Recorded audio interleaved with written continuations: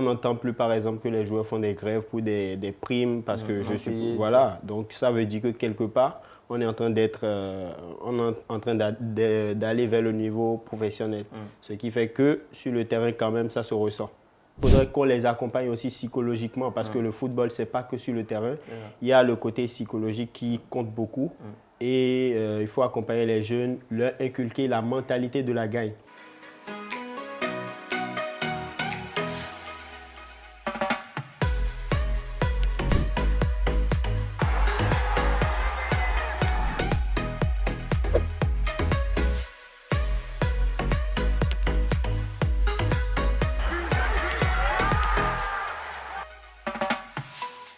Cette vidéo a été sponsorisée par l'Mfy, qui est une application unidirectionnelle de transfert d'argent depuis le Canada, les États-Unis et plusieurs pays d'Europe, dont la France ou encore l'Angleterre.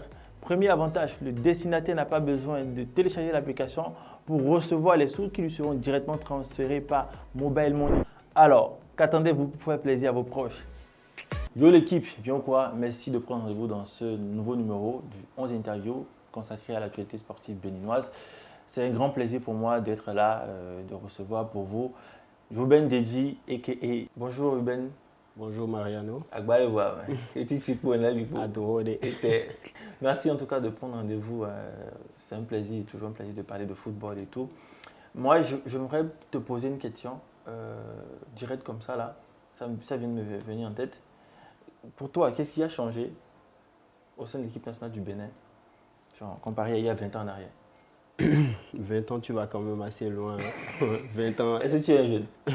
Je suis jeune. Je n'ai que 15 ans. Non, mais bon, pour parler de ce qui a changé, il y a beaucoup de choses qui ont changé. Déjà, quand on prend le professionnalisme autour de l'équipe, on voit qu'aujourd'hui, il y a plus de professionnels. Avant, on entendait plus de choses extra-sportives qui faisaient que, par exemple, quand l'équipe devait se déplacer ou bien devait être logée, il y avait pas mal de choses qui font que ça perturbait quand même la préparation. On a sorti les joueurs des chambres d'hôtel, des trucs comme ça. Voilà, donc ces genres de choses, on n'en entend plus trop. On n'entend plus, par exemple, que les joueurs font des grèves pour des primes parce que je suis... Voilà, donc ça veut dire que quelque part, on est en train d'aller vers le niveau professionnel. Ce qui fait que sur le terrain, quand même, ça se ressent. Donc ça, c'est la première des choses. Maintenant, niveau style de jeu, c'est vrai qu'il fut un temps où on avait un peu plus de cadres qui jouaient les premiers rôles dans les clubs. Aujourd'hui, on en a moins. Mais ceux qu'on a sont quand même au niveau.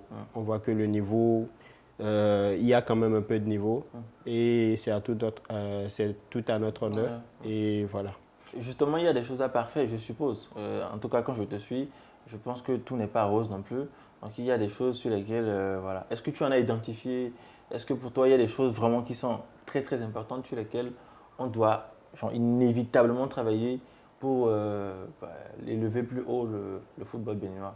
Oui, tout à fait. Déjà, même si j'écarte par exemple le Bénin que je prends à l'international, même les équipes qui sont championnes du monde, championnes d'Afrique et autres, continuent d'apprendre. Et nous, on tend à aller vers ces équipes-là. Et pour y aller, il faudrait qu'on mette en place quand même certaines choses. Il faut qu'on puisse s'armer de certaines choses. Et la chose primordiale aujourd'hui, c'est commencer par la formation. On en a assez parlé et aujourd'hui, ça commence. Parce qu'avant, on était franchement, il y a beaucoup de chantiers. La fédération est en train de mettre en place plusieurs centres d'excellence qui vont permettre justement aux jeunes d'être formés dès le bas âge et constituer la relève de demain. C'est de ça que tu parles, non? Exactement, c'est ce que je suis en train de dire parce qu'avant, on parlait plus, on voyait les centres de formation qui naissent, qui font 2 jours, après ça disparaît. Aujourd'hui, on sent quand même qu'il y a un suivi, notamment avec les jeunes de Saint-Rita, des jeunes qui prouvent que si on fait confiance à nos jeunes, au Bénin, on a aussi du talent et que ça peut vraiment donner. Donc, je pense que... Et parlant de talent, je ne te coupe pas. Hein. On a quand même un certain Yamiru Woru qui est parti d'un centre de formation du Bénin, c'est l'USS Craqué, qui franchement est en train de faire un gros travail. Aujourd'hui, il se trouve à Hossens, en D2 danois. Je pense que c'est pas mal du tout de voir des joueurs sortis quand même du Bénin qui ont été formés et qui sont en train de faire le bonhomme de chemin. Exactement. Et ce n'est que le début parce qu'il y en a d'autres qui viendront et qui sont quand même, en tout cas, qui sont prêts, pas totalement, mais qui sont déjà prêts à affronter. Maintenant, il faudrait qu'on les accompagne aussi psychologiquement parce que le football, ce n'est pas que sur le terrain. Il y a le côté psychologique qui compte beaucoup. Et il faut accompagner les jeunes, leur inculquer la mentalité de la gagne. C'est ça. Parce qu'il ne suffit pas simplement d'avoir le talent et de dire aujourd'hui qu'on est en Europe, on joue en Europe, donc c'est suffisant, non. Parce qu'on voit des joueurs qui, malgré qu'eux, ils jouent par exemple au Real de Madrid, au Barça et autres, chaque week-end, même pendant les vacances, ils travaillent. Parce qu'eux, ils se disent que s'ils font une semaine sans travailler, ça se ressent sur le terrain. Et après, voilà, ils peuvent passer de la Ligue des Champions directement à la D5 anglaise quelque part, tu vois.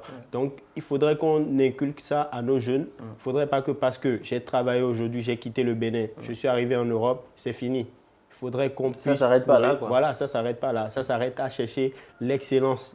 Le truc là, comment dire, le mindset de la gagne. Il faudrait aujourd'hui qu'on ne se contente pas du peu. On doit être focalisé sur le fait qu'on veut gagner. Et ce n'est que comme ça qu'on peut arriver au haut niveau. Gilou, est-ce que tu as un mot de fin? Comme mot de fin, je vais juste appeler le peuple béninois à surtout être derrière l'équipe comme on a l'habitude de le faire. C'est vrai que ce n'est pas facile parce que supporter notre équipe, ce n'est pas chose aisée hein, parce qu'il faut avoir beaucoup de paracétamol à côté. Mais néanmoins, ils sont en train de nous montrer que voilà, eux aussi, ils ont envie. Et aujourd'hui, dans notre équipe, on a la chance d'avoir plusieurs jeunes, par exemple, qui n'ont pas, excusez-moi, qui n'ont pas eu à faire leur preuve à l'international, par exemple à la CAN. Donc la CAN serait une occasion de se faire voir et par là, pourquoi pas faire un bon parcours. Et moi, j'ai peut-être un secret, peut-être qu'on va… j'ai déjà dit que le Bénin va remporter la CAN et je persiste. Donc, quand ça va venir là, par rapport à l'application, on doit passer pour nous faire les virements. Merci beaucoup. En tout cas, en ce temps, vous allez vous rappeler que Gilles Louis nous avait dit sur le 11 interview que le Bénin va gagner. Et c'est ça, on y croit tous. Le Bénin gagnera la CAN 2025 au Maroc. Ça, on le dit, on ose le dire. C'est parce qu'on y croit fort et Dieu comme du fait.